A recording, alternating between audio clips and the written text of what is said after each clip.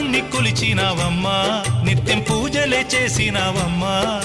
గూడు చెదిరిపాయ గుండెల విసిపాయ గూడు చెదిరిపాయ గుండెల విసిపాయ కొలిచిన రామయ్య కొండ దిగిరాడాయే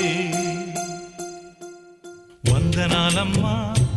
అమ్మా వందనాలమ్మా